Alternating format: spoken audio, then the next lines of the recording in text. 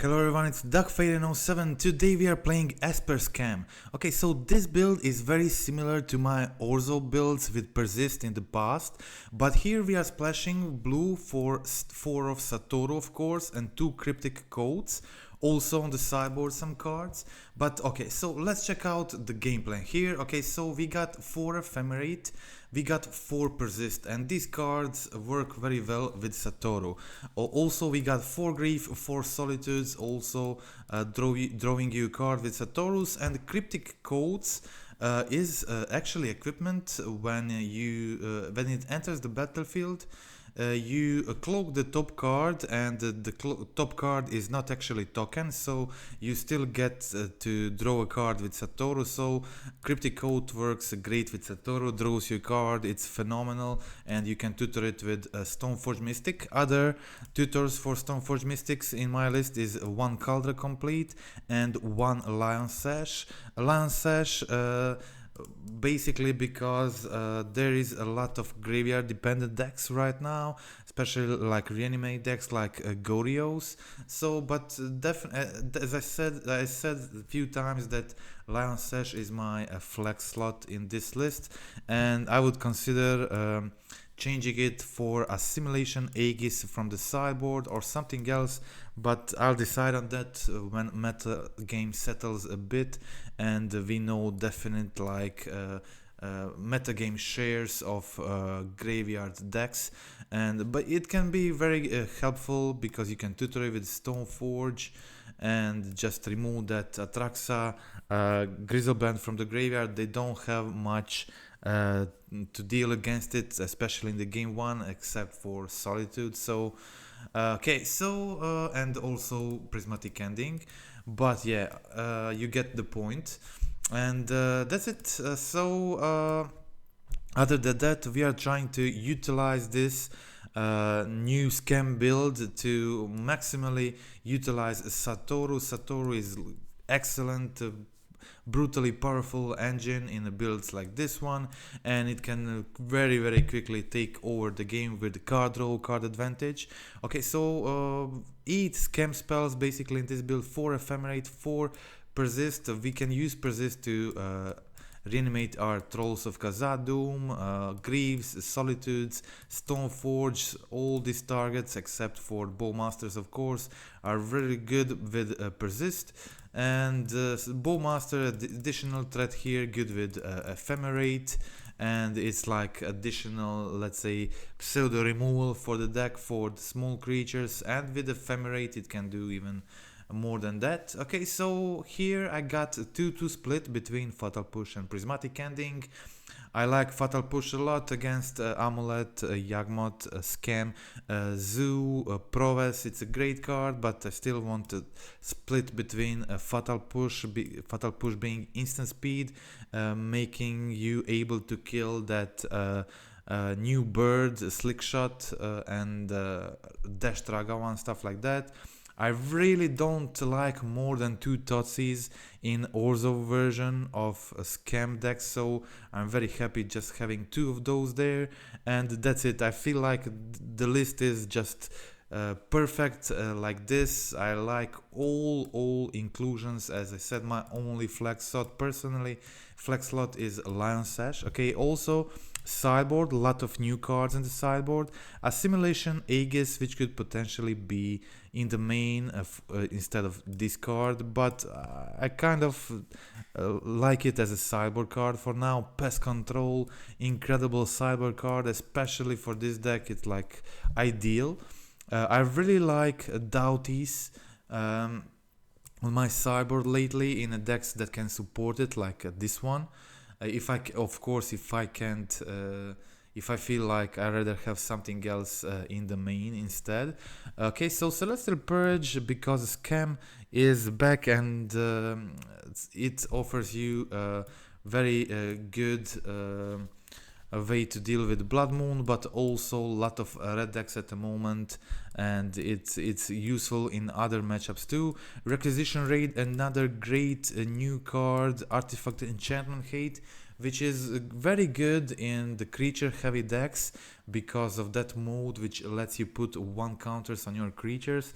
So with the Bowmasters, there's a lot of creatures in this build, 25. So you will often have a lot of them on the field, and that extra accidental ability will get you often pretty good. Okay, so Dauthis, we got Pest Control and Unmoored Ego. Unmoored Ego is a way to deal with those combo decks that you can really don't have. You can't always just discard all their threats, combo pieces, whatever. So Unmoored Ego deals very well with that.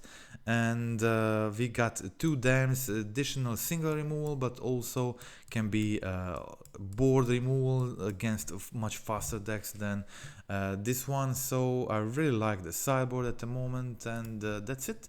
Okay, so let's check out the gameplay. Okay, so I actually did 5 all league with this build, and okay, so we can start from the beginning. I did a trophy league, won all my matches, and deck felt like really strong. I was really impressed with it.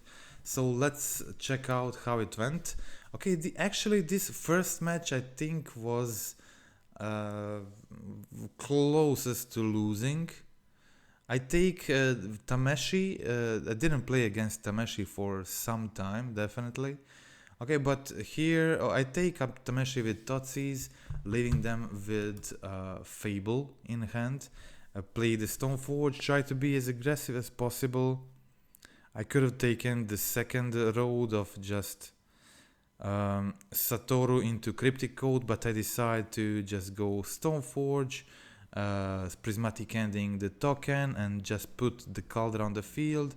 But opponent finds another Tameshi, and they have Lotus Bloom Resolve now, so they can use this ability, play Omnat, gain some life, play the Prismatic Ending, destroy my Kaldra. So yeah, pretty mediocre situation for me right now.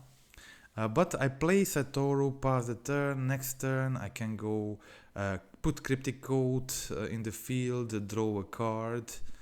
But opponent here just attacking with Omnat, have Kiki-Jiki flipped, have Tameshi, a lot of stuff. So I play Satoru, play another Cryptic Coat, but opponent has Tidebinder, so I don't get to draw with Satoru. I don't get a blocker for the turn, and that was too much, and I was not able to get out of this, so that was a win for the opponent. Okay, so let's check out game 2 and the sideboarding plan. Yeah, the Tameshi combo is not really that popular. Didn't play it against it for a lot of time, but this deck has tools to win against it. I got, of course, Grief Scam, which is like really powerful against it. Solitudes are pretty good, and Unmoored Ego is fine too, but they have pretty decent fair plan. So in this situation I actually chosen not to use it, but I brought in Dauthi Voidwalkers and had a lot of decent sideboard cards, so I didn't find a spot for Unmoored Ego too. Okay, I go for a second Survey Land, play my second Dauthi Voidwalker. With the Dauthi Voidwalker on the field, they can't really combo off, they have to kill it. And they don't play too much removal, they have some, definitely. Okay, so here opponent goes for a Lotus Bloom and 7 mana, plays Cultivator Colossus, draws a bunch of cards, but yeah, they don't have a combo with because I have Dauthi on the field and I have a lot of damage here, going in for 9 here, leaving my opponents to 3 life, and they don't have a solution to survive it. So that is, or to kill me, so that is a game. And let's check out game 3. I think, definitely close, as I said, closest to losing this one. I keep hand with Dauthi and Grief plus Persist. I could go like for Grief right now and then Persist on turn 2, but I surveil Ephemerate on top, so I decide to just go for the scam on turn 2, taking Eldrami's Call, going for Ephemerate.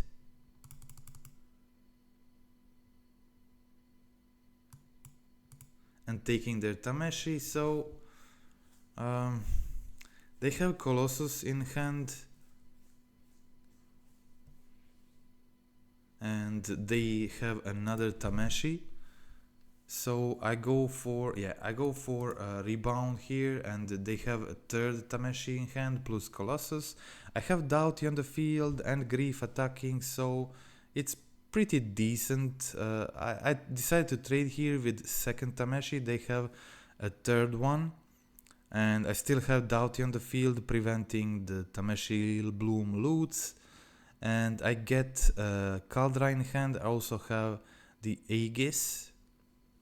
Okay, so I had a bunch of plays available here, but I decided to go for the Grief and attack with Dauthi. Maybe they were planning to just counter my Stoneforge activation. So I'd rather actually have them counter the Stoneforge activation than the Grief one. Okay, so here I trade with the Grief and go in for 5. So basically I have lethal next turn, but my opponent finds a Wargate from the top, and they're able to get the Lotus Bloom, get rid of my Dauthi, but that's not... I'm not sure what my opponent did. I think they just messed up the combo. I'm not sure what they did. Maybe they miscounted the mana or whatever, but they just concede the match. They didn't have enough mana to combo off, so yeah, that was it. Really weird one. But yeah, it was the hardest one in the league, and thanks to, I don't know what it was, maybe misplay, maybe something else, but thanks to it I got the trophy. Other matches were much easier. Okay, so here I find Persist on top, decide to keep it, and then this means I can basically go for turn 1 Grief. Taking Blood Moon from opponent's hand. They still have a Terminate and Grief in hand. I'm expecting them to use the Terminate, of course, but I'm happy just taking their Grief, leaving them with just 3 cards in hand. They top deck Thoughtseize, passing the turn, but I got another Stoneforge from the top. I have Kaldra in my hand and the Cryptic Coat. This means they have to find a removal. So they don't, so it's basically game over. And yeah, let's check out the game 2 against Red-Black Scam. Let's check out the sideboarding plan too. This matchup is definitely more relevant than the first one. Okay, so I decided to trim 1 Persist, 1 Troll, Lion Sash, 1 Cryptic Coat and 2 Thoughtseizes, 1 Satoru, and just trimming a lot 4 offs. Just trimming 1 copy from a lot of 4 offs to slot in some sideboard cards I wanted. Okay, so here I go for the Ephemerate. Opponent goes for the Bowmasters in response. I see their hand is just Black Cliffs, and I was able to play my Bowmaster, kill their Bowmaster. Just a pretty easy game here. I have 2 Ephemerates in my hand, a bunch of creatures, and attacking with my Grief. An opponent concedes next turn. That is the match. Very easy one against Black Red Scam. So let's check out match 3.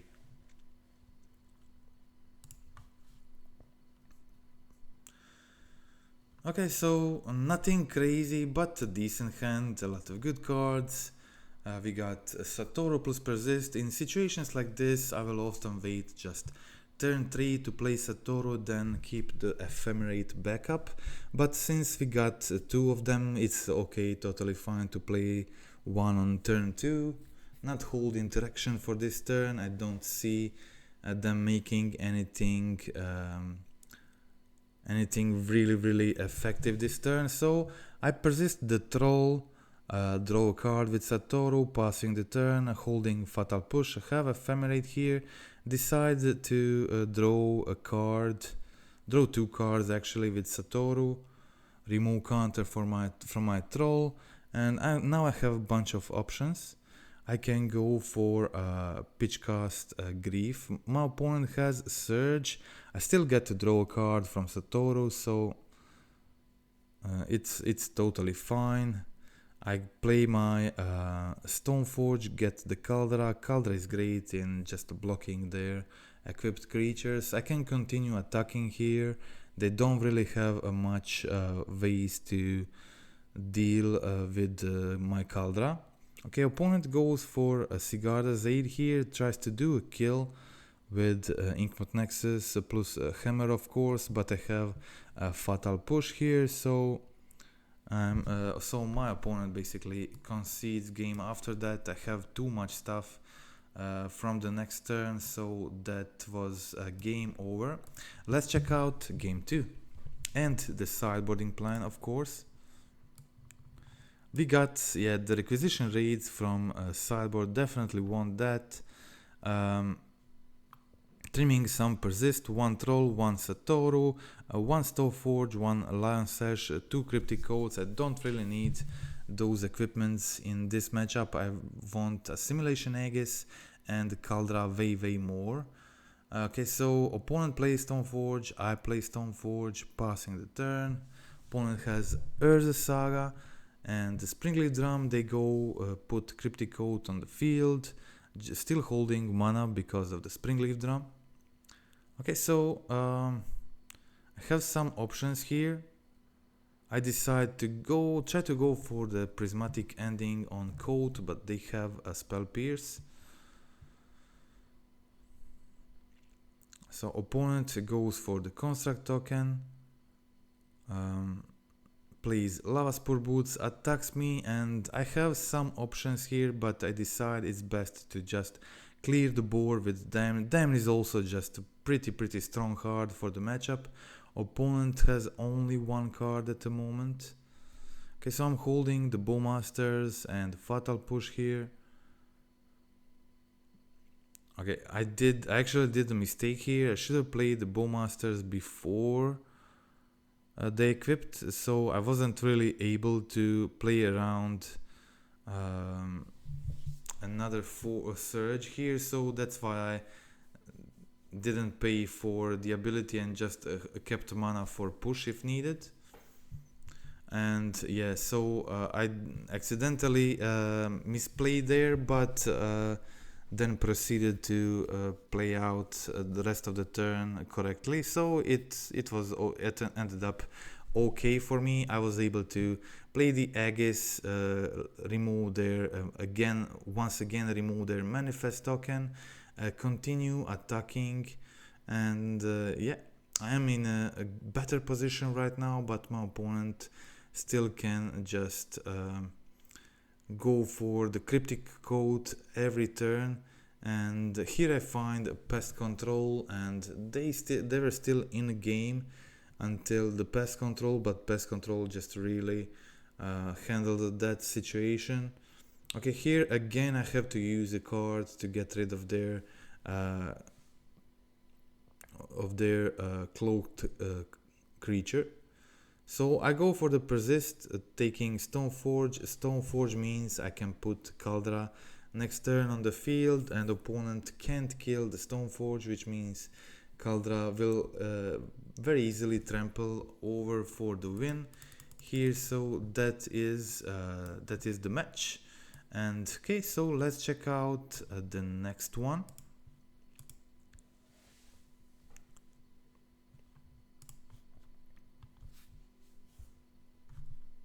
Okay, so match 4. I have some options, and yeah, unfortunately I go for the black blue land and find Ephemerate on top, so I wasn't able to keep that one. I go for the Thoughtseize and still struggling with lands here, playing against a scam again. Really all I need here is land, but I'm not able to find it for a long time.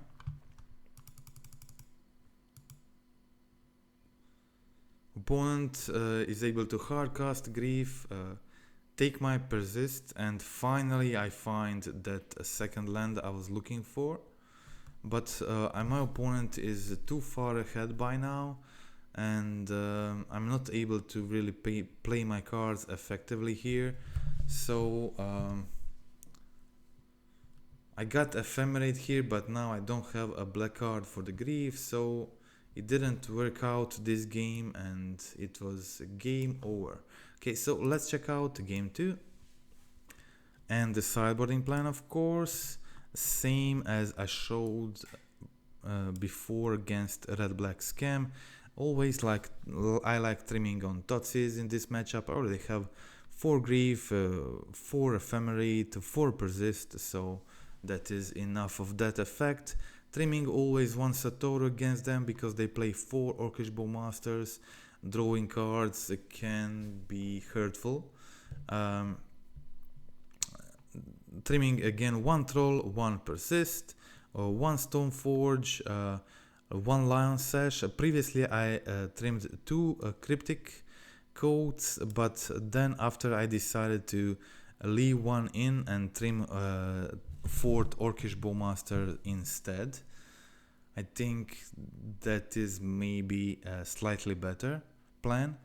Okay, so here this game was close. I had but I had Satoru on the field, and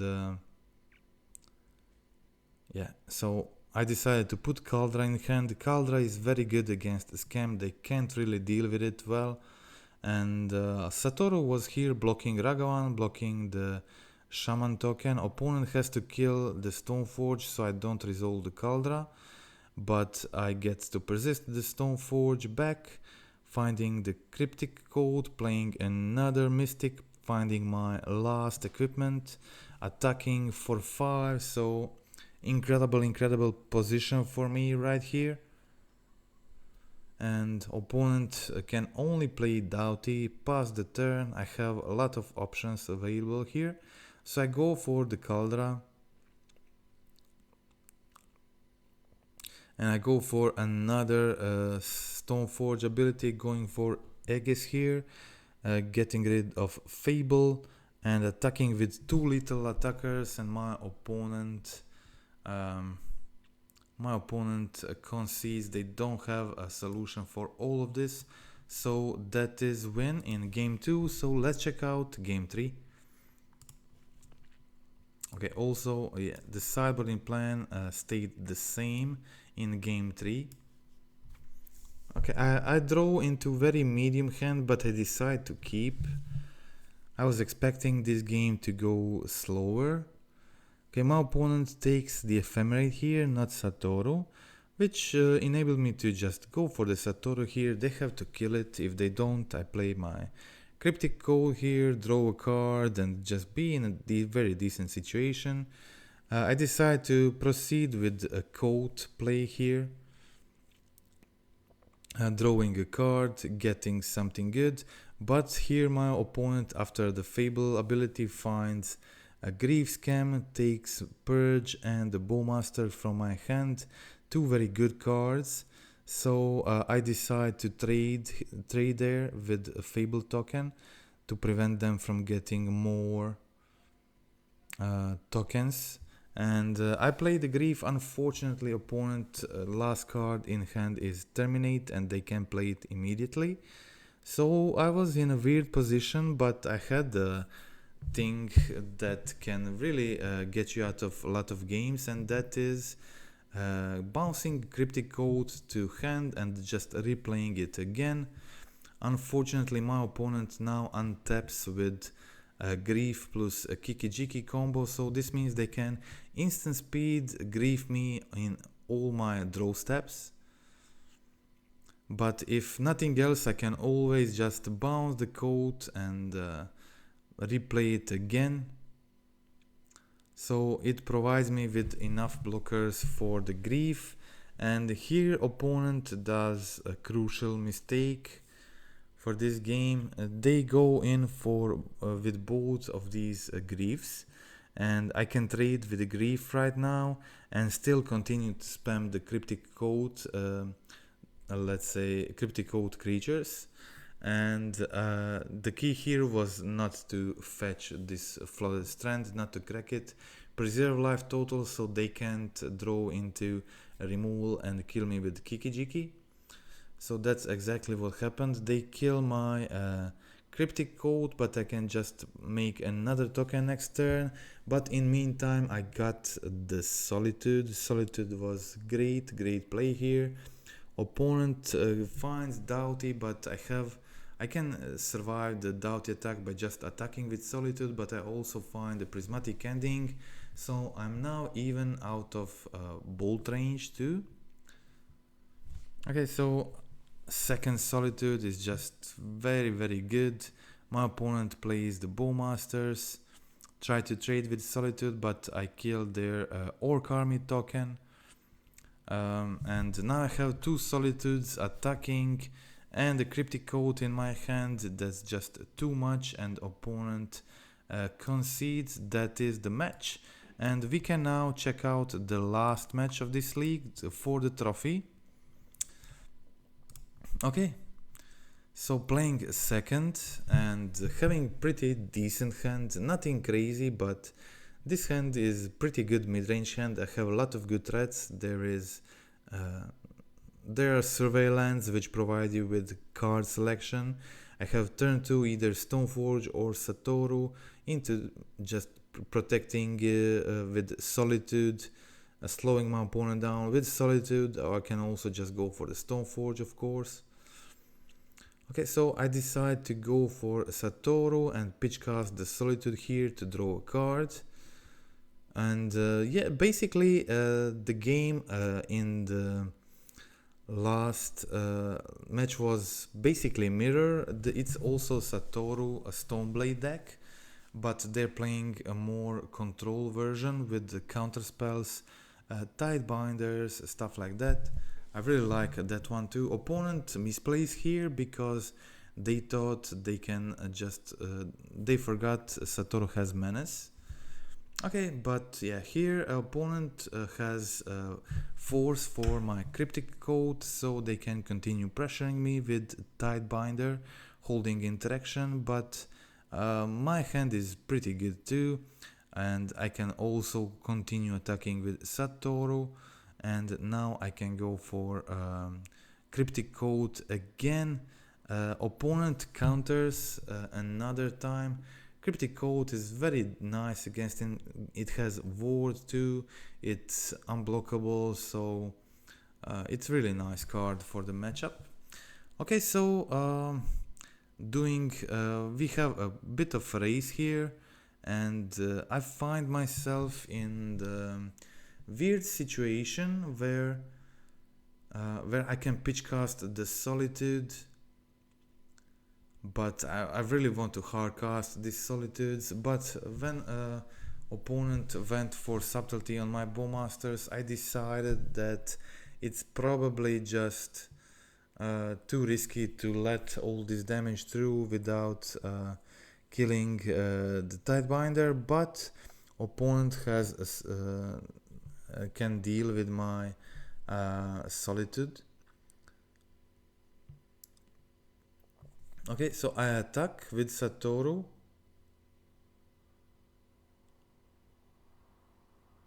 And I have some options here. I go for the Bowmaster. Opponent has a counter spell, and they put me down to 4. And at this point, it was kind of a hard game for me. So I play the Stoneforge, find Kaldra, attack here with Satoru, putting my opponent down on 6. playing another Satoru so I can block the Tidebinder, which is required here for me to survive this turn.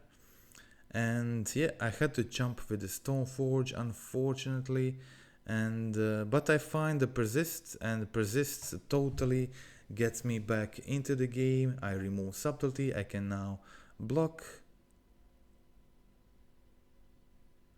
but opponent also finds a kill here. They had Aegis on the board, and Aegis has this ability, you can equip it, transform it into the creature, equipped creature, transform it to the creature which it exiled, and this way it gets menace, and I can't block it, so it's a game over. Let's check out game 2.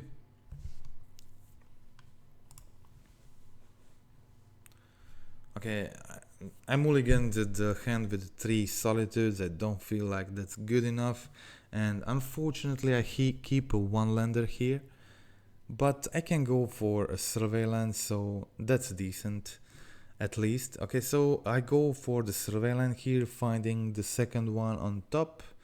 Pretty happy with that, and decide to go immediately on my turn for the Bowmaster.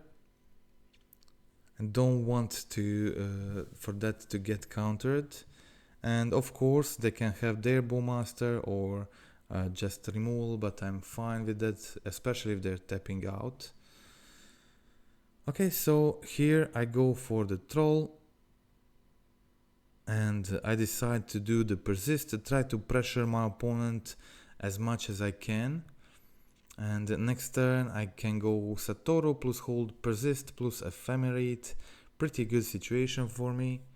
Okay, so I go for it and attack with only Arc Army token and the Troll. Ephemerate the Bowmaster to grow my Orc Army to trade with the Cryptic Coat. And pass the turn. Pretty good situation here. Ephemerates drawing me cards. Making a lot of value here, and opponent decides it's enough for them. They concede, so let's check out game 3, final game for a trophy. I keep a 1-lander, but a pretty sweet 1-lander, and I find the Troll on top. Actually with 4 Trolls this deck has like 22 ways to get a land, so that's pretty decent, especially when you're playing the Surveillance. You can control the top of your library. And here opponent plays the Stoneforge, grabs the Cryptic Coat, passes the turn. I have some options here, and I decide to go as hard as I can, play the Thoughtseize, then scam the Solitude in, just exiling the Stoneforge. But this means they can't play a creature on their turn like Cryptic Coat. I just exile it. Okay, so here I continue. Now I'm attacking for 3. I can play the Satoru, I can play the Bowmasters. Pretty good situation for me in this game. Opponent plays the Cryptic Coat. And I go for the Bowmaster, pinging them face and passing the turn. And this time I can do the Bowmaster trick again. Just block, if they block the Orc Army token, I just ephemerate the Bowmasters. So opponent trades with Solitude, I play the Stoneforge, grab the Kaldra, pass the turn, opponent takes care of my Stoneforge, and I know they have a counterspell in hand, so that's why I didn't play Grief Scam this turn. Opponent now taps out, that is what I was waiting for and hoping. And yeah, they unfortunately had a Subtlety, and they tried to ephemerate their Subtlety. In response I was able to Solitude, then play the Stoneforge. If my Stoneforge survives a turn, I can grab a big enough finisher. So I grab the Cryptic Coat, I have Kaldra in hand, and this is now pretty good situation for me. My Stoneforge of course lives, and yeah, now Kaldra is in play, and it's a very hard game for my opponent.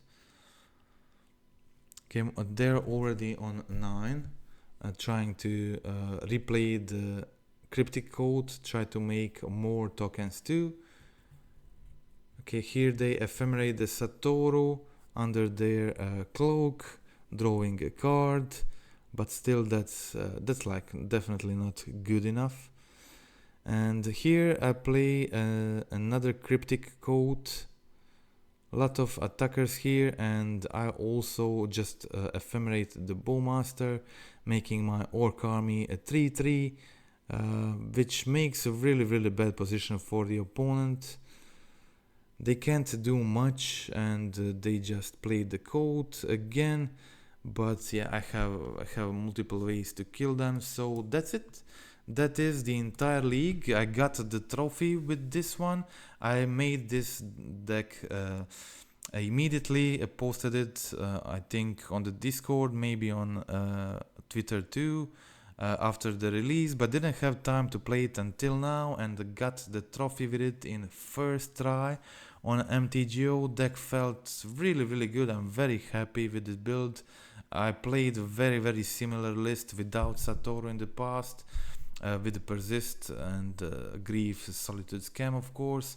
So also I can say really that I'm happy with totally with this list, and Satoru is just incredible addition to builds like this one, and this is my favorite and I think the strongest Esper Satoru build I brewed and tried so far. Okay, so that's it for this video today.